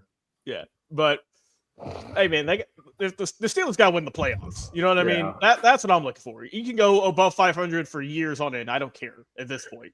Mike Tomlin ain't won a playoff game in like 7 years. You got to get it done. You got to at least win one round in the playoffs if you want to get some respect. Back at it against that. Oh, well, they finished above 500. Hooray! All right, cool. But honestly, I think, we're all in agreement. Why Detroit just abandoned the run game? And look, I get you have to, establish the run early if you want to get it going, but damn, you didn't give them a chance. They didn't run the ball nearly enough. And Jared Goff, to his credit, man, he was gunslinging like Matthew Stafford was with the Lions back when they were winning 4 games a year, him and Calvin Johnson. But you gotta mix it up some. And the Steelers still have a really good defense. They got 7 tackles for loss, I believe 5 sacks on the night. And the Steelers still have a very good team. Aaron Rodgers he did a good job overall. 266, 1 touchdown, kept it clean, sacked twice. But also, I mean, the true top performance was Jaylen Warren, the running game, averaged 10 yards a rush, and they couldn't stop him. And Kenny Gainwell did great job running game, passing. I mean, he was doing everything, much to Tony's fantasy team, I know. Yes. Jack of all trades. But, yeah, for Detroit, they've kind of like with Baltimore we talked about, right? A team that had a lot of high hopes coming into this year, just kind of falling short. Just, you look good, then you fall apart. Look good, you fall apart. And it's tough, but we all kind of thought that they would take a step back with the loss for their DC and their OC this offseason. And that's came to fruition. I get they've had some injuries. Don't get me wrong. A lot of injuries again, yeah. But, at some point, You still get your main quarterback, still get your main two rushers, and you scratch your head and say, man, you only give them the ball combined 12 times on the day, when we've seen both Montgomery and Gibbs, and yes, they were effective in the passing game, but you got to get more of a run game going. And this late in the season, it's kind of stuff that you look back on, that you analyze and say, man, this is why we missed the playoffs, or this is why we didn't win this game. And I mean, the Lions were in this game; they had a chance to win it, but they just couldn't. I mean, that third quarter was just 2 points in total. You got on a safety, and for Pittsburgh. But hey, like it's a good win for them. They went on the road as well, and the fourth quarter was just an absolute blow. They scored combined 21 points or 31 points combined between the two of them. So they look good in the fourth. But for Pittsburgh, hey, good work for Pittsburgh. They're still in it. They're still fighting. And I will say this: Aaron Rodgers. I don't know what the hell it is about the Jets. Boy, that just cripples Curry.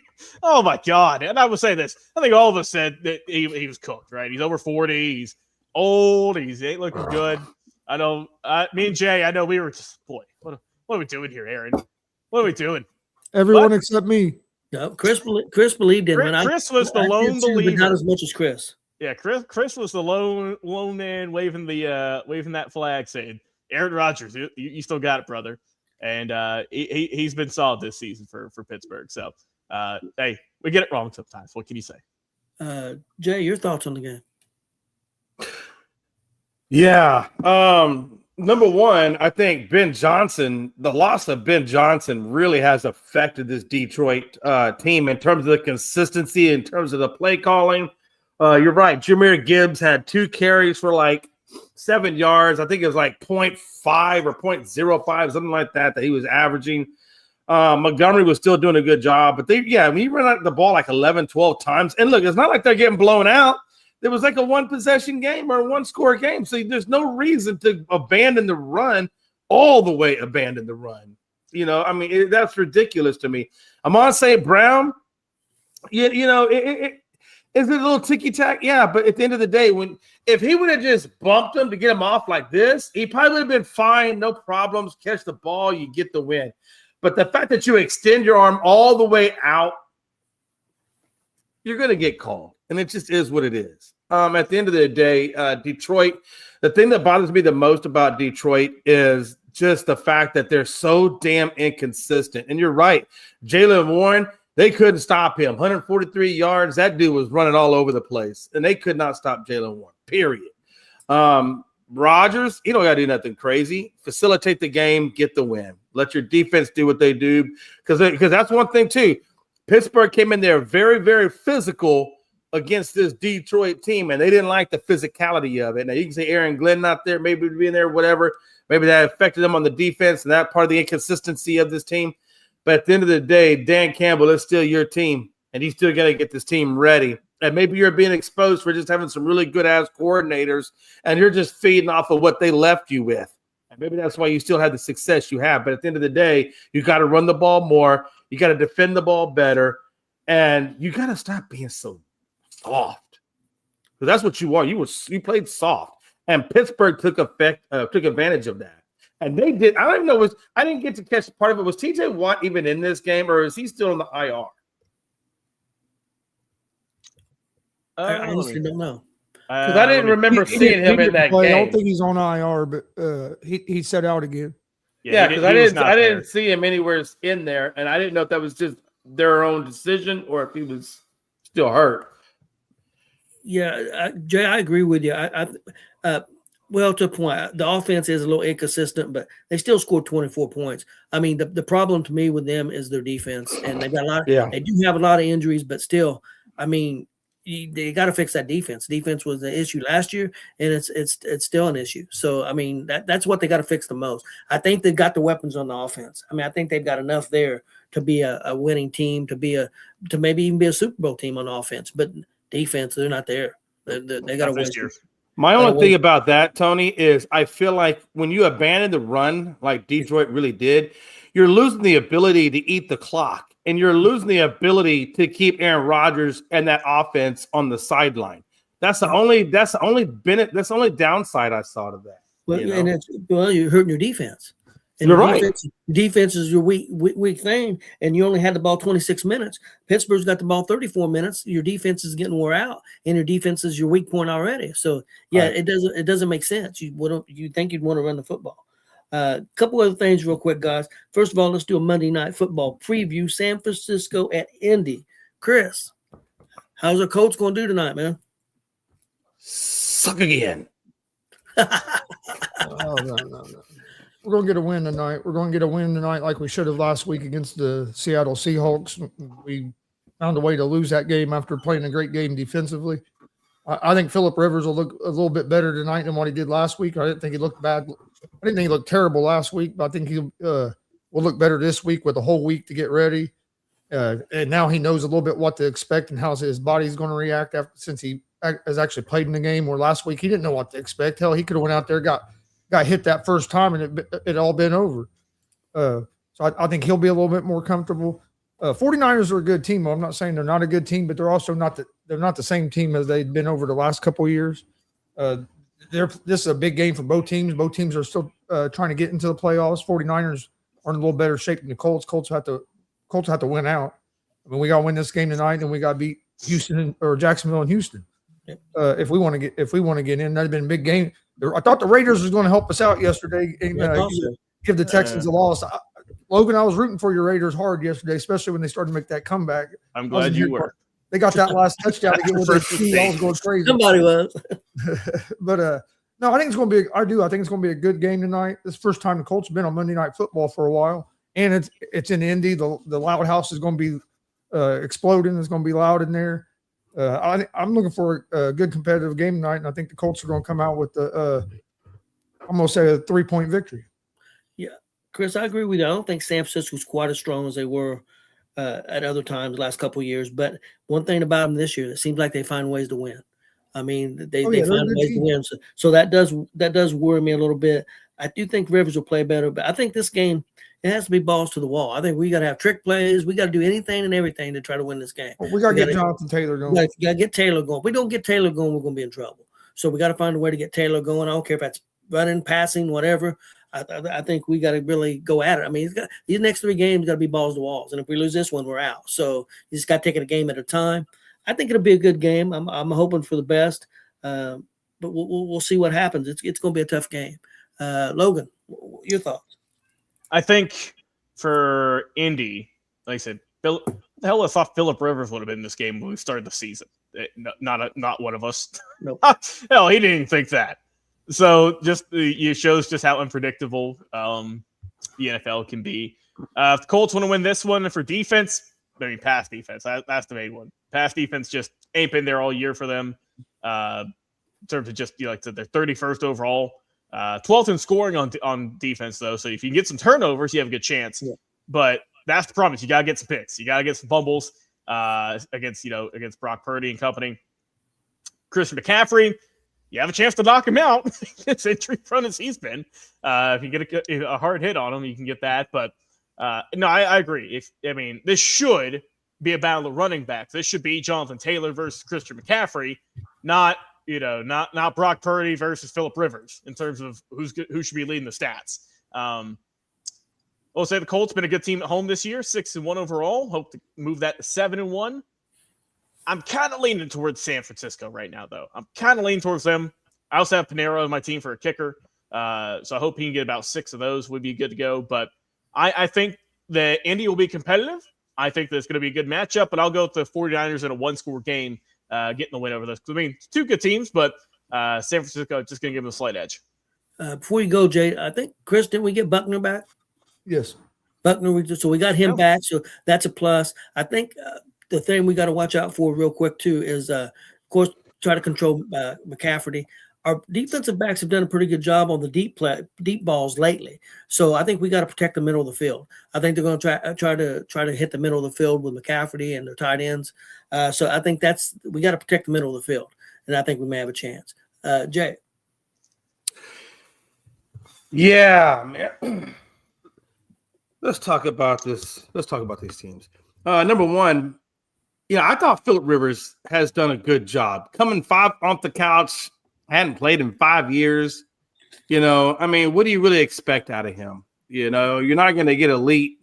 If you can just get serviceable, then that's really about the best you can expect for a 44-year-old man coming off the couch. And I think that's what you're getting.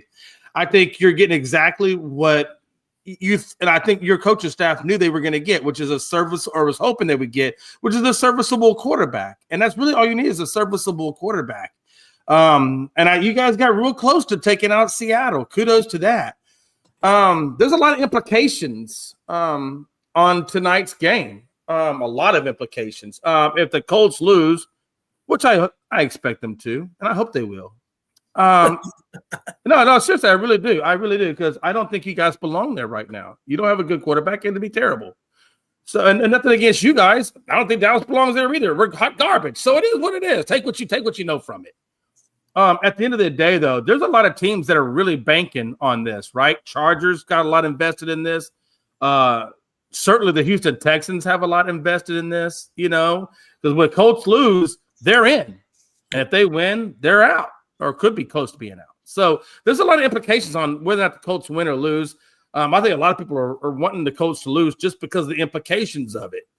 I think you're right, though. Jonathan Taylor, that's your ride or die right now. That's your bread and butter, Tony, and I think you know that, and I think Chris knows that. Because you guys have already said it, and I'm just echoing what you've already said.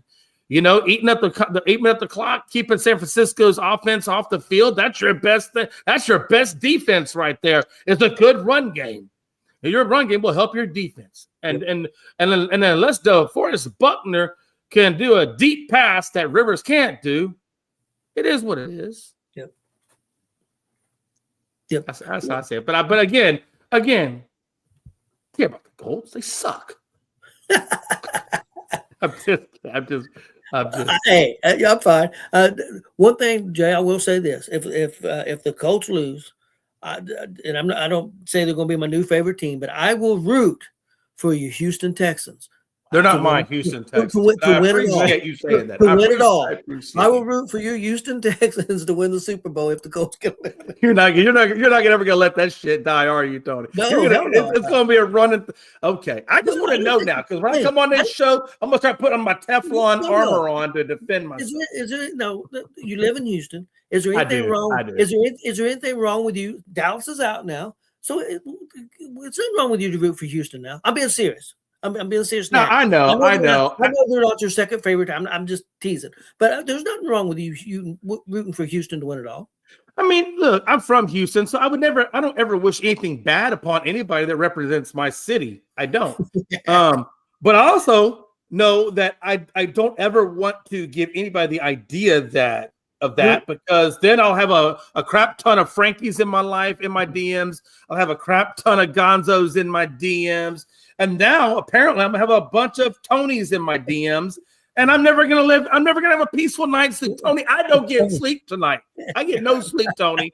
I go to bed with two nightmares. One of Frankie in his DMs when I hear bing, bing, bing when I'm trying to sleep, or the other one with Gonzo when I come on the show and he gives me an assload of crap. So I live in a permanent state of purgatory. Logan, babyface, I live in purgatory. I do. Dad, you're right. You're right. Houston's not his second favorite team. They're his favorite team. The Cowboys are his second favorite team. Let me ask you this, and I'm being serious. And this goes for you too, Logan. Yeah. And it's probably going to be going for me and Chris too, maybe after tonight. Our teams could be out of it. Is there a team that you would like to see? Any team in the NFL right now that's going to be eligible? Is there a team I wouldn't mind seeing them win it?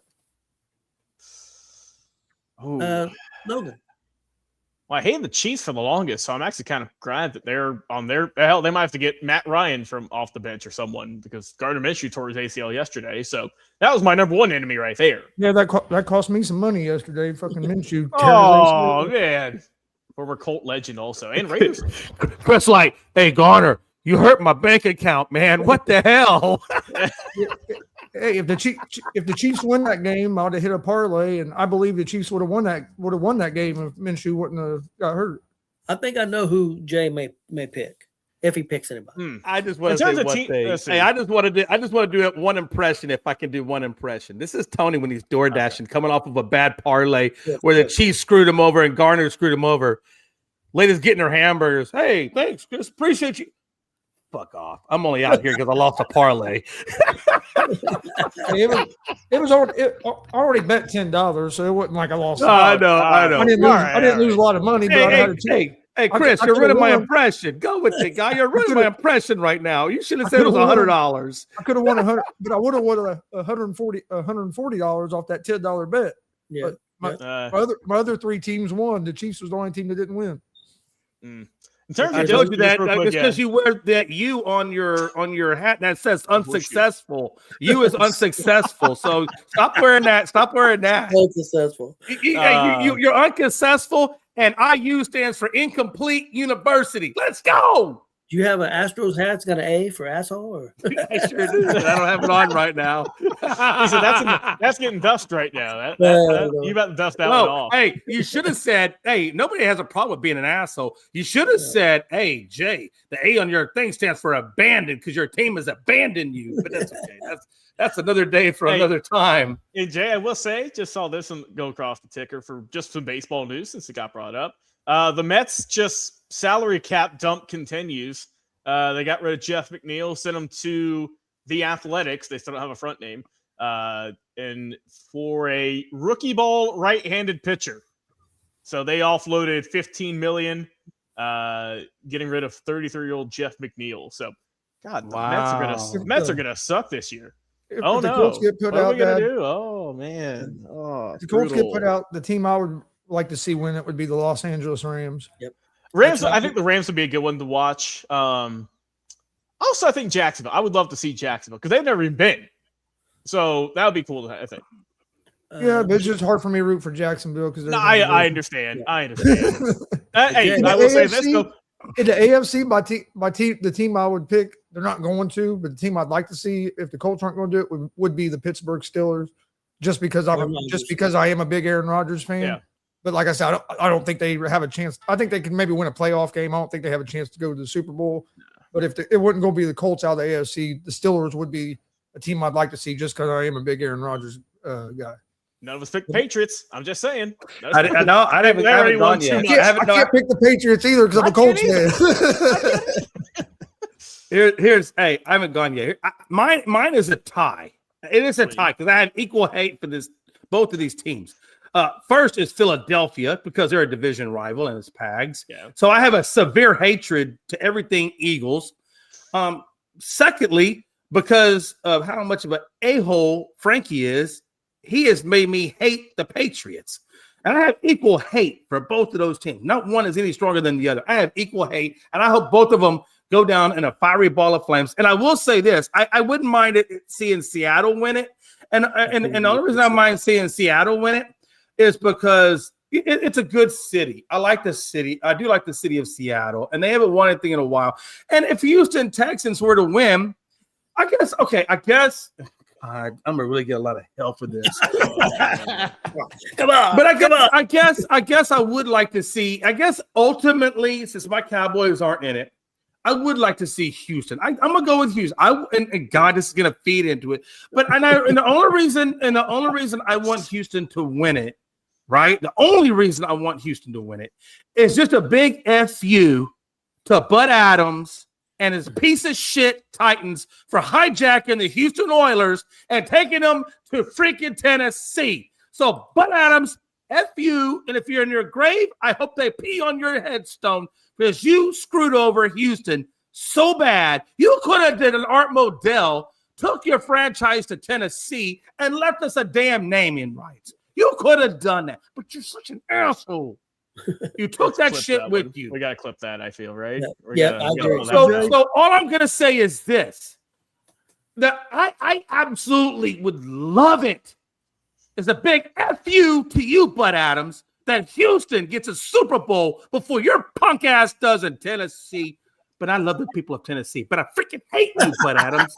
I do. I freaking hate you. And I hope that Houston gets it over. I hope you. And Cal McNair, God rest your soul, who is buried. I hope Hal Nair talks to Bud Adams in heaven. Well, Bud Adams might be in hell. I don't know because he's such a douchebag. But I hope he sees you in heaven or hell. But if you go to hell, I hope he packs your back. Hey, Jay. Okay, I'm done. Rant over. Hey Jay, you're just mad that Bud Adams and Tennessee took the best uniforms in football with them. You know, I did kind of love that love. But you know what though? He's such a douchebag. That's how much of a douchebag Bud Adams is. Do y'all remember when Houston Cougars started wearing the Oiler color uniforms? Yeah. And then what happened? Hey, you can't do that. You can't wear it. That's our colors. We copyrighted it. Well, fuck you. All right. Just a note I'm here. sorry. Bud Adams died in cut, 2013. But that really burns and chaps my hide. Hey Jay, Bud I have Adams one of request. 90 years died in 2013, October 21st. And Jay, he died in Houston, Texas. So, Bud Adams did? Yes, he died. I'm gonna go 12 find years his ago. grave. I'm gonna find his grave, and I'm gonna send you a TikTok God. video, and I'm gonna pee on it, Logan. And you put that up there. Oh, wow. I'm gonna find your Bud Adams. I'm gonna find your grave, pee on it, and we're gonna put it. And we're done. And we're gonna put it on TikTok. Might go viral. He lived in River Oaks. I do have one request. If the Texans, he would live in River Oaks. That's the Super richest side of town. Bowl. If the Texans make the Super Bowl, I need a flight out to your big Super Bowl party you're going to have. Oh shit! So I'll be waiting on you to send me the ticket so I come out and celebrate with you. I'd be okay. Hey, you know what? I'd do that. Okay, all right. I'll be okay with the Rams or the Texans, either one winner. But that's not going to be my pick. I'm going to pick the Chicago Bears. Okay. The reason is because I know a bunch of Chicago Bear fans and make them happy. I got brothers who are big Chicago Bear fans, so I'll take the Chicago Bears if Colts don't make it. I will tell you though, Chris, when I bring you out here, just don't drink anything that looks like lemonade. Just say it looks like lemonade. Just stay away from it. Real quick to close the show, guys. Just stay away from it. Your thoughts on the Jake Paul fight, if you've seen it or seen clips of it. Chris, your thoughts on the Jake Paul fight? The first 4 rounds of it was the worst joke of boxing I've ever seen in my life. Takedown. He just ran from him, and then he would basically drop down and try a shitty ass double leg like he never wrestled before in his life. Yeah. But the 6th round was the best round of boxing I've probably ever seen in my life because Jake Paul got his head knocked off. Got his jaw broke 2 spots. It was what we thought it was going to be. It was going to be a spectacle. I'm torn on it because to me it hurts the sport of boxing because it's a joke. But it's also in a way helps the sport of boxing because look how many people watch the damn thing, including me that just said it hurts the sport of boxing. So I think it's a double-edged sword because it does get eyeballs on the sport, but they're not seeing real boxing. They're not seeing top level boxing. Let me put it that way. They saw a guy that's a legit heavyweight fight a legit cruiserweight in a fight that should have never happened. Yeah. I mean, just to be honest, we don't know fighting each other. We don't even know. We really don't know if honestly, he's a cruiserweight. And this is being 100% serious. Jake Paul's lucky he didn't get seriously injured. Like he's lucky he ain't in the hospital in a coma or something. I'm not trying to be funny. I mean, seriously, you're giving up that big of a physical size advantage to somebody and getting hit like that. Like you could tell the difference when Jake Paul hit Joshua. It was like a mosquito. It was like a mosquito hit, taking a bite out of Joshua. He just and when Joshua jabbed Jake Paul, it was like a giant hitting a midget. I mean, it was bad. I mean, it was bad. Like I said, I watched it, and I'll probably watch the next Jake Paul fight. I've watched all of them, but it really was a joke. But hey, it might be over, Chris. It might be over as long as people pay for it. They're still going to watch it. He got paid $120 million, guys. Joshua got $60 million. He got $120 million. So the guy's a real boxer, been a champ before, got $60 million. The guy that's maybe a boxer, we really don't know if he's a boxer or not. Got the bad thing about that is that's the biggest payday Anthony Joshua's ever had in a boxing fight. Yep, by far, way by far. I also saw. I've grown up around a lot of people in boxing. A lot of people. Probably one of my favorite ones is Termite Watkins. If you don't know who Termite Watkins is, he's been on the show before. I've had him on the Whiskey Hour, I believe it was, not too long ago. He's back. He is one of my favorite people when it comes to boxing because he knows the sport inside and out. I mean, the guy should have been in the Olympics, but they wound up boycotting the year that he qualified to go to the Olympics. So he didn't get to go to the Olympics. But pound for pound, he's one of the best boxers out there. And he would have actually fought in Roberto Duran, but they couldn't get the money right. That was going to be at the summit back when the Rockets played at the summit, but Roberto Duran couldn't get the money right, so that fight never took place. But here's my thing: I really believe that Jake Paul is the worst thing for boxing, and again, it's the best thing for boxing if you look at it from a money aspect. From a money aspect, he probably is the best thing for boxing, but there's a problem when you got a guy who makes his living on boxing and gets paid less than a guy who is a YouTuber that wants to come play boxer. That's a problem for me. That's a real big problem for me. That's integrity. It's integrity. It's an integrity issue. The sport of boxing has lost its integrity. I don't think boxing has been an integral sport in a hot minute. And I think the fact that they've allowed Jake Paul to do what Jake Paul's doing and they settled for the money over the integrity of the sport, that's a problem for me. And y'all might feel differently, but for me, it's an integrity issue. And I'm glad he got what he got, because he needs to know what a real boxer is, not this Floyd Mayweather showboating to give the people up. And let me be honest, let me be very clear about this. And I think we all know that Mike Tyson, with what Mike Tyson has done, the fact that Mike Tyson could take a guy out of a ring in 1 minute of a first round, and he's going to sit there and pussyfoot with a guy like Jake Paul. You don't think for one damn minute that if Tyson went in there as a serious-minded boxer and they let Mike Tyson do what Mike Tyson does, you don't think Mike Tyson would have done the same damn thing to Jake Paul? You don't think so? Come on. The problem is Joshua took this fight seriously, and Joshua gave him exactly what Tyson should have gave him, but he didn't. I don't know if Tyson could have done it, Jay. I don't think Tyson has it in him anymore. You don't think he has it? I don't. Do you think it's a mental thing for Tyson or a physical? I don't think he's a killer anymore. Yeah, he used to be a killer. He was a killer. His wife really screwed him up way back in the day, and then obviously Lou Duva. I mean, a lot of that really took it out of him. Yeah, I just don't think he's a killer anymore, and he's also gotten older. I mean, he's not young, years old, whatever. But I think that was a big part of it there. Hey, don't say that stuff, Logan, because you know why? Foreman came back at 60 and knocked old boy out and got the title. So that can still happen.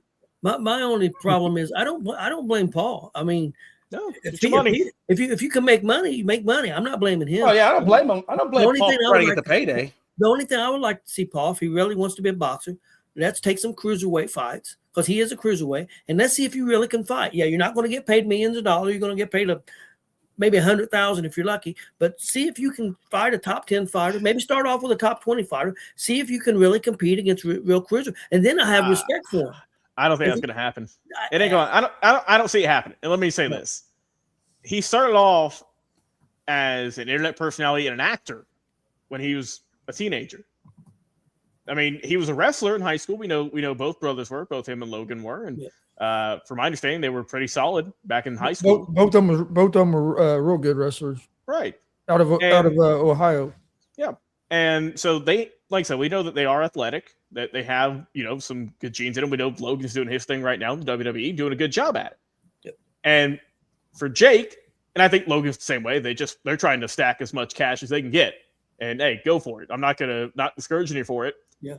But I don't think if you're Jake Paul, if you're in his mindset, I mean, I don't know if you're done milking that cash cow, because I'm sure there's some other guys out there who want a payday like that, because he's still a very big name right now. It ain't gonna last forever, because not everything does. But I don't think he's gonna take it serious. I don't think he's gonna drop down and to go cruiserweight, fight whoever it may be, fight the young guys that not a lot of people who don't, out on the outside world know. I mean, hell, everyone knows Mike Tyson. You know what I mean? Everyone knows these, a lot more people know Anthony Joshua now. They just saw that, and they respect the hell out of him for it. But I don't see him dropping down to, I'm not saying lesser competition, but to lesser known names in the world, just for the sake of integrity. I don't see him doing that. I mean, I'm honestly, it wouldn't surprise me if he just stopped, if he just gave it up and went, hell, go to wrestling. I think he's going to fight Conor McGregor next. Talk about another let me ask you guys this question, because this is what I read about this. Match. I really do, because I beat big bucks. Oh yeah. Let me ask you guys this. I saw where because of the severity of the breaks in his jaw and things like that happened, then the plates and things like that they had to put basically his jaw back together. The doctors, correct me if I'm wrong, the doctors have advised Jake Paul not to fight again. I've heard that. They told him not to fight sure. again. Now that's what I wrote in the article, that his doctors told him, hey, you shouldn't be fighting again. But obviously the money, I guess, is very enticing. So I could see him trying to do it again. He tweeted out he wanted to fight Canelo in 10 days. So I mean, we're Canelo about in 7 10 days days. away from that. We'll see. Yeah. Canelo will send him to a Well, great there's also a large group of people that think that the reason that fight went how it did, that Anthony Joshua went against the script, that the first 4 rounds he was playing along with the script, and then he said fuck it, and that's when he went out there and knocked him out. So there's a lot of people think that Joshua went against what he was supposed to. I don't, because then if there was something like that, he wouldn't have got his money. There'd have been something in that contract saying, if it was fixed like that, there would have been something in that contract saying that hey, if you don't follow the script, you don't get. I'm sure it's all going to come out eventually. You know what I mean? If there is any kind of collusion, and like I said, we're not going to imply that, but who knows? But yeah, hey, I will say this: you saw him and you saw Andrew Tate get their ass kicked this weekend. So it was a good week. It was a good week seeing both guys who were hated online getting. I saw Anderson Silva want to fight. He want to fight. He beat Tyron Woodley. Yeah, Woodley. I don't know if you saw it, Chris, but only fight I watched was the last one. I was watching the Alabama Oklahoma football game. And I would say it was I just saw the knockout, but it was super. It was and we know Anderson Silva is one of the smartest just fighters, period. He feigned a leg kick because they're both MMA fighters. Woodley, he just on instinct, he covered up a little bit, left his jaw open and uppercut. So just hey, that's thinking with your noodle right there. Thinking with the head. Anderson, I think Silva's like 50, and good win for him. Yeah. Well, hey guys, let's get out of here for today. Hope everybody enjoyed the show, and we'll see everybody tomorrow. All right, I'll take it.